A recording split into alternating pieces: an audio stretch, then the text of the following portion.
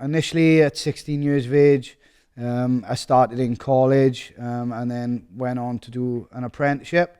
I'd done that apprenticeship for a couple of years. And then in 2008, when the credit crunch hit, the local firm that I was working with didn't need my service or couldn't use me anymore because of the financial crisis.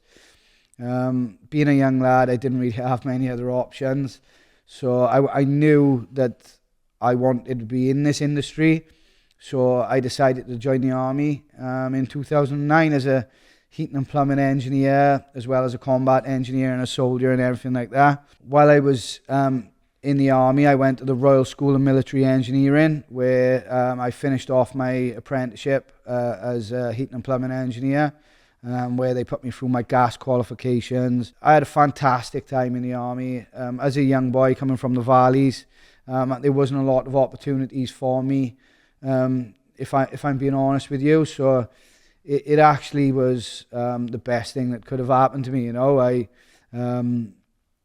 I got to see the world. I got lots of experience.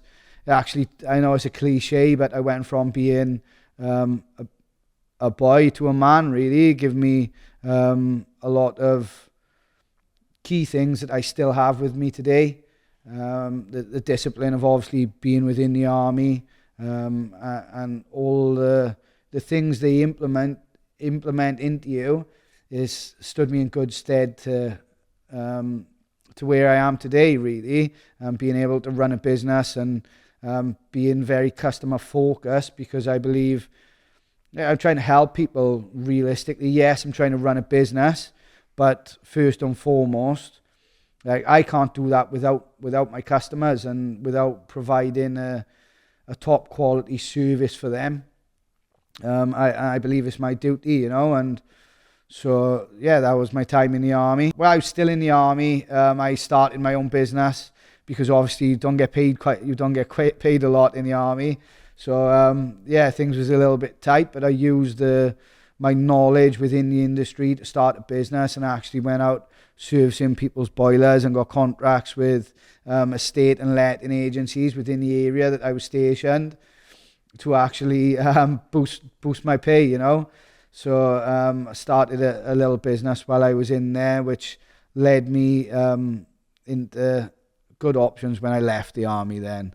Leaving the army, I carried on with my new business. Obviously, I had to move from England to Wales, but it just went from strength to strength there then. The business took a turn because obviously I could commit more time to the job that I was doing and to the business, and most of my time wasn't taken up by the army. Then moving to Swansea, after leaving the army, I started working and then ended up going to people's homes, doing servicing and breakdown on people's boilers, and seeing a lot of red flags, if I'm honest with you, which is what led me down the renewables market and the renewables industry. Going in and servicing people's boilers, and them saying to me, "Oh, Ash, please don't run my boiler for too long because I'm worried about how much gas it's going to cost." And I was sat with customers, and they were sat with a jumper and a coat on in their own home, you know, with no TV on and just one light. And when I'd go further into the conversation and we're talking about things, it's because the rising costs of utility bills again, you know, and this led me down the path to how I can help them. So first of all, it was gaining as much knowledge as I can in the industry to find out and advise people how to lower their bills, which led me down the renewables route of the key benefits of like solar panels, for instance, and using the environment to lower our utility bills.